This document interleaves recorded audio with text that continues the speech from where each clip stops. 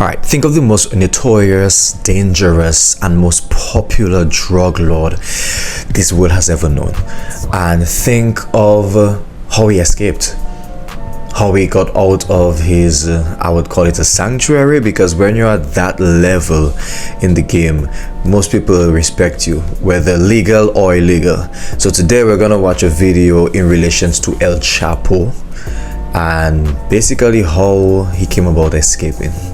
Men freeze in place, holding pickaxes and shovels at the ready inside a well-lit tunnel under the Mexican countryside. They can hear the vibrations of a vehicle above them and, wary of making any noise that might give them away, hold their work as the prison patrol passes overhead. 30 feet below the prison's main yard, there's little chance of being discovered. But after several months of secret tunneling, they can't take any chances, especially when they are so close to their goal. The prison cell of Mexico's most famous drug kingpin, Joaquin El Chapo Guzman. Bro, you know how loyal you have to be, or how powerful you have to be for you to have henchmen digging your escape.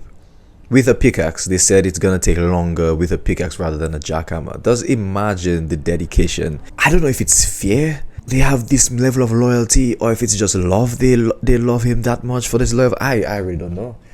For months, they've tunneled through solid rock with nothing more than pickaxes and shovels, moving as fast as they can with their limited equipment, but with great caution. The work would go much faster if they could use modern tunnel digging equipment, like jackhammers and boring machines. But not only would that create noise that might give them away, it would draw a great deal of attention to their staging area, just a mile from the prison perimeter. Prior to tunnel digging, El Chapo's powerful drug cartel purchased a small plot of land as close to the prison as they could get, and began constructing 2 small homes as a cover for their real intentions. The homes never made it past a rough brick outer shell though, because of course they would not be inhabited. Instead, they provided the cover needed to start construction on the tunnel that would set El Chapo free. But the tunnel crew was facing incredible pressure to finish as quickly as possible. Due to his history of escaping from prison and evading police raids, Mexican authorities could at any time transfer El Chapo to another prison in order to foil any possible escape attempts.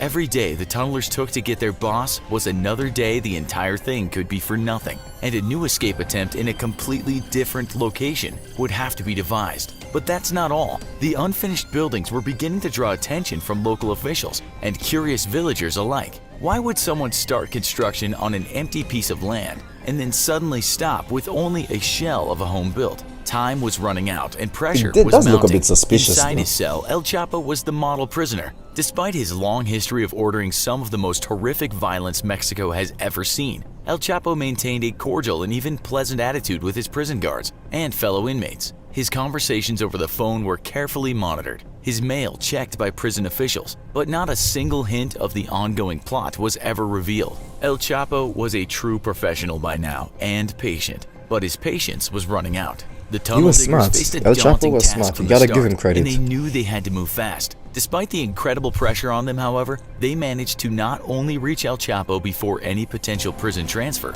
but they wound up breaking through to El Chapo's cell just 16 months into his prison stay. The tunnel they constructed was sophisticated, impressing officials who would later remark that a tunnel of that magnitude should have taken 18 months to 2 years to construct. Its walls were reinforced when needed, with wooden paneling, and a generator pumped fresh air through a mile-long ventilation system to keep the tunnel oxygen. Bro, that is actually ridiculous. Because I'm looking, like we're looking at the potential structure of this tunnel. PVC pipe ventilation, electric lights. I heard stories about like the tunnel was so huge they could drive in and out of the tunnel. This is ridiculous. I think they would have finished faster if they just focused on a very small crawling space.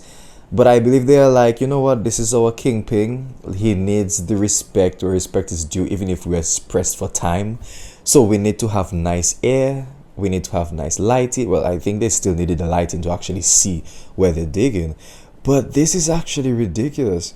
And the fact the officials said that like normally it would take 18 months, 2 years. These guys did that before the 16 months. Yo, this is dope. This is dope. On the ground, the tunnelers had laid down rails and used a motorcycle to shuttle 2 carts, which were filled with dirt back and forth along the shaft. Once El Chapo was reached, he would ride on that same motorcycle and quickly shuttle the mile distance to freedom. All that dirt, though, had to go somewhere, and so the tunnelers cleverly transferred it to the tunnel opening, where others would spread the dirt around on the field outside, rather than dump it in giant piles, which would no doubt draw attention. Still, the presence of fresh dirt littering acres of empty fields was sure to eventually draw attention, and questions that would not be easy to answer for the fake construction crew above ground. Suddenly, though, in the middle of the night on July 12, 2015, the sound of metal scraping came from El Chapo's shower inside his cell. Moments later, the ceramic bottom of the shower popped free, and a friendly face greeted the imprisoned drug lord, beckoning him into the darkness below. Wasting no time, El Chapo ducked into the secret tunnel, climbing down 30 feet into a tunnel only as wide across as a man, but just tall enough for El Chapo to stand upright. Often derided for his short stature by his enemies, the tunnel diggers had made sure that the tunnel was just tall enough so the boss wouldn't have to hunch as he walked along it. A classy prison escape if we ever heard of one. Yeah, very classy, very classy. El Chapo boarded a small motorcycle which had been affixed to metal tracks. The carts full of dirt that had pushed along for months now were gone, and just moments after leaving his cell, El Chapo was cruising along the well-lit tunnel. Bro, they had time to create this and clean the area for their boss. Joyride by climbing up wooden steps and popping up into the empty shell of a home his crew had been secretly working from for a year and a half. Changing into clean clothes, El Chapo then climbed onto a truck and whisked away into the dark of the night, leaving behind an incredible mile-long secret tunnel and completely frustrated prison system and Mexican government both. El Chapo would be caught again just months after his escape, after his newest safe house was given away weeks before his arrival by careless gunmen who were spotted by locals. Responding to reports of heavily armed men, Mexican officials put the house under surveillance and intercepted communications saying that grandma or aunt was coming to visit. Realizing this had to be a high-value target,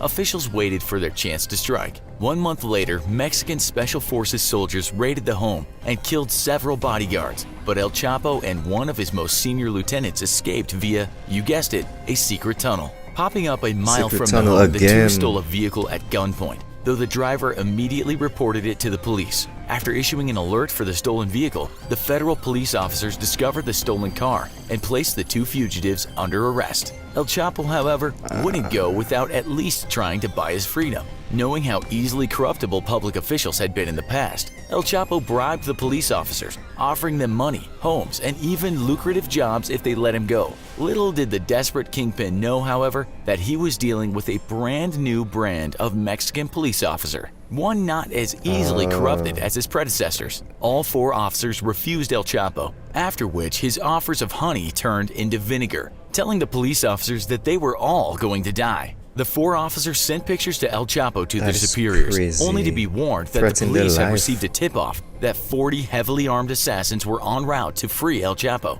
With friendly forces still tied up at the compound, the officers were ordered to a nearby... Yo, I really need to do my research. I know El Chapo was huge. They had songs about him. There's a whole documentary based on his life story, etc. I should be well knowledgeable of all this. And yet still, this is like a movie type shit. Yo, to go from bribing to quickly threatening and have bodyguards, like how much did he say? A lot, like whatever the number was, coming assassins to collect their kingpin. Yo, this is a different level of just respect. A motel on the outskirts of town, where they hold themselves up in an empty room and prepared for a possible shootout for their lives. All the while, El Chapo laughed, echoing his previous threats. Suddenly, a convoy of vehicles lit up the roadside, clearly headed for the lonely motel. The officers, armed with M16 assault rifles and pistols, prepared for what was surely their last stand. El Chapo taunted them, telling them they were about to face death, and after them, their families. Yet the officers held their ground, ready to die for duty's sake if need be. El Chapo As the vehicles began to turn into the parking lot, however, El Chapo's taunts died in his throat. Once the glare of the headlights faded, the barricaded officers could see military trucks full of Mexican Marines, rushing to take up defensive positions around the motel. Minutes later, a thoroughly defeated and dejected-looking El Chapo was dragged into an SUV and rushed off to an airfield. El Chapo would not escape from Mexican prison again, and 2 years later, any hope of ever escaping again would be extinguished as Mexico approved an extradition request to the United States. Safely in U.S. custody, El Chapo faces life in prison, and though he may have been one of the deadliest men in Mexico's history, Oh, they moved him to the would US. ultimately be remembered as nothing more than a sobbing mess as he begged U.S. justice officials for leniency, which they would not grant. If you made it all the way to the end, we suggest you check out our other He still video. tried The bribing. most He even insane still tried bribing in America. That is actually crazy. They knew that if they kept him in Mexico, they would just keep trying and trying to escape him. And I guess the secure, it's not as secure as you would think in Mexico. They had to fly him to America and say, hey, we can't contain him. You keep him. That is actually crazy. And the thing is, what inspired me to watch this video is I saw a previous video from the same YouTube channel, which I will leave in the description below if you want to go check it out, where they basically explained about the most secure and dangerous prison, and El Chapo is one of the, should I call it residents? Yeah, one of the residents there. But that's actually crazy though.